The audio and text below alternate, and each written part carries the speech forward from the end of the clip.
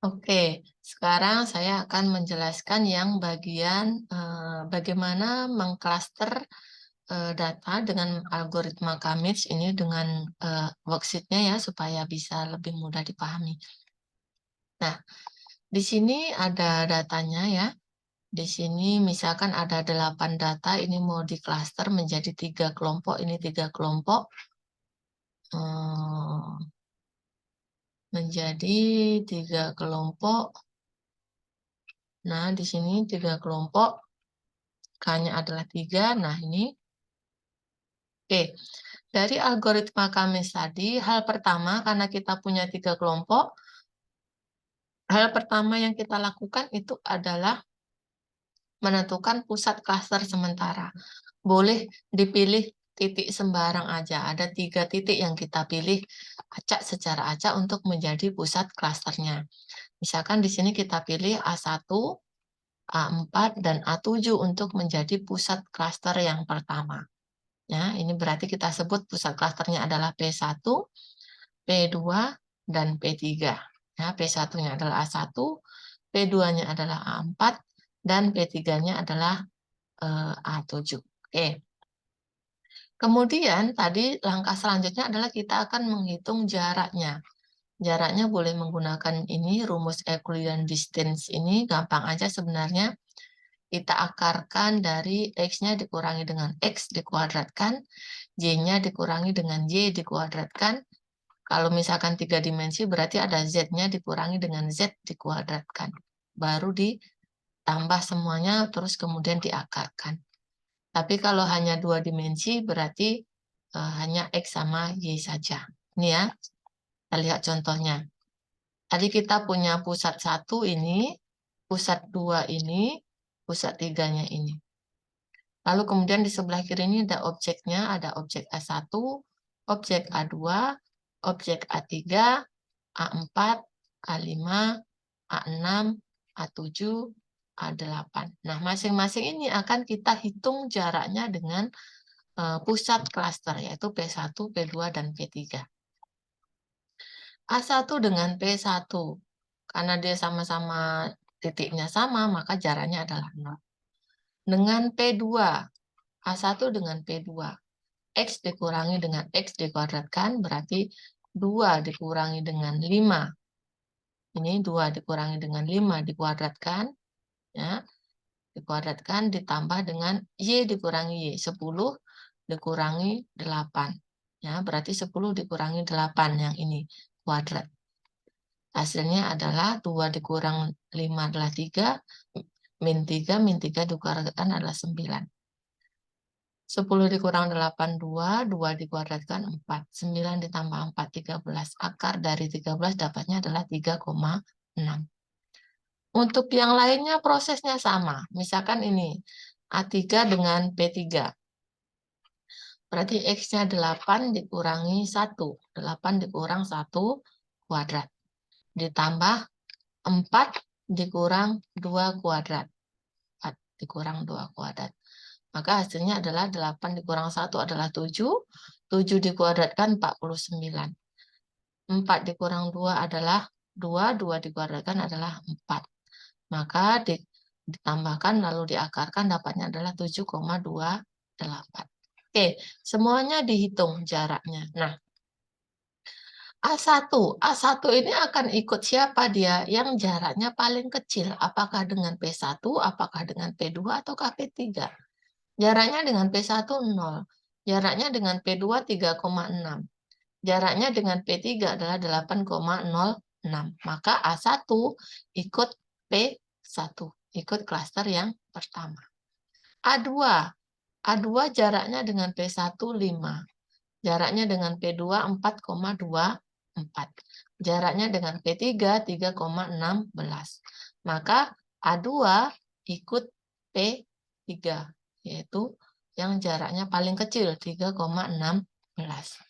Begitu juga dengan A3, A4, A5, A6, A7, dan A8.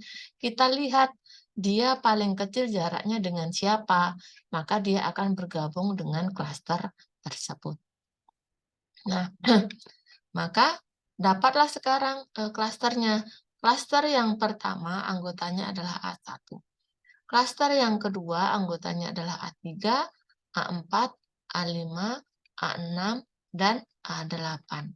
Klaster yang ketiga anggotanya adalah A2 dan A7. Langkah selanjutnya, pusat klasternya kita update. Kita ganti pusat klasternya ada dengan rata-ratanya. Dengan rata-rata anggotanya. Karena P1 anggotanya hanya A1, maka dia pusatnya adalah 2,10. P2 anggotanya A3, A5, A4, A5, A6, A8. Maka untuk X-nya ya, X-nya dari A3 ditambah dengan X-nya dari A4, ditambah dengan X-nya dari A5, ditambah dengan X-nya dari A6, ditambah dengan X-nya dari A8. Dibagi karena ada 5, 1, 2, 3, 4, 5, maka dibagi 5. Begitu juga dengan Y-nya. Y-nya semua dijumlahkan terus dibagi 5. Maka ketemu rata-rata pusat klasternya adalah 6,6. P3 juga seperti itu, anggotanya ada 2, maka dia dibagi 2. X-nya ditambahin semuanya dibagi 2. Anggotanya ada 2 kan? Y-nya ditambahin semuanya dibagi 2. Maka dapatlah rata-rata pusat klaster yang barunya adalah ini. Oke, langkah selanjutnya sama. Dihitung lagi, tapi bedanya di sini P-nya berganti pusatnya. Ya, yang pakai yang update yang terbaru. Ini yang rata-rata yang terbaru tadi. Prosesnya masih sama, semuanya dihitung, jaraknya, lalu kemudian nanti akan dapat siapa saja yang ikut P1. Siapa saja nanti yang ikut P2. Siapa saja nanti yang ikut P3. Yang paling dekat jaraknya. Misalkan A8. A8 ini paling dekat jaraknya dengan P1. Berarti A8 ikut di sini. Di P1. Nah, setelah itu baru kemudian dihitung rata-ratanya lagi, pusat klasternya diupdate lagi dengan yang baru. Anggotanya kan sudah berubah nih, anggota klasternya. Dihitung lagi, pusat klasternya yang baru, diupdate lagi. Baru kemudian dihitung lagi jaraknya dengan tiap objek. Ini pusatnya berganti lagi dengan yang sudah diupdate. Nah, barulah kemudian di sini P1 siapa aja, P2 siapa aja, P3 siapa aja anggotanya. Nah, setelah itu pusat klaster yang barunya sama, dihitung lagi rata-ratanya. Bagaimana rata-ratanya? Dihitung dari anggotanya. Barulah kemudian dihitung lagi jaraknya. Nih. Nah, dapatlah anggota klaster yang baru. Nah, di sini pada iterasi yang keempat ini, karena klaster yang terbentuk pada iterasi 4 sama dengan klaster yang terbentuk pada klaster sebelumnya, yaitu klaster 3, maka iterasinya selesai atau berhenti. Nah, maka hasil clustering finalnya adalah ini. P1 adalah A1, A4, A8, kelompok 2 atau klaster 2 adalah A3, A5, A6, dan kelompok yang ketiga adalah A2 dan A7. Setelah kita mengklaster, itu harus dipahami, oh kelompok 1 ini karakternya seperti apa, karakteristik dari kelompoknya. Si Joni, Lukman, sama Laksmi ini dia berada dalam satu klaster. Kalau kita tinjau kemampuan teknik dan kemampuan non-tekniknya, oh ternyata klaster 1 ini kemampuan non-tekniknya yang tinggi-tinggi ya.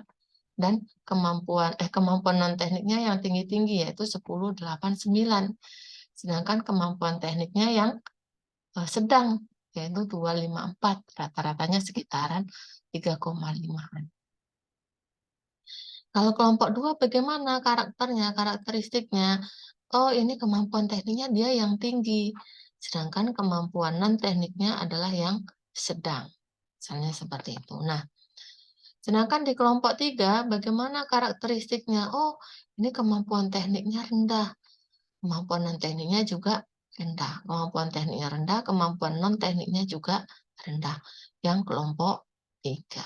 Nah, maka ketika mereka misalkan berada dalam satu kelompok belajar, treatment yang dilakukan itu sama karena kemampuan mereka mirip dari segi teknik maupun non-tekniknya. Kira-kira seperti itu. Baik, itu saja penjelasan dari worksheet clustering ini. Mudah-mudahan bisa dipahami.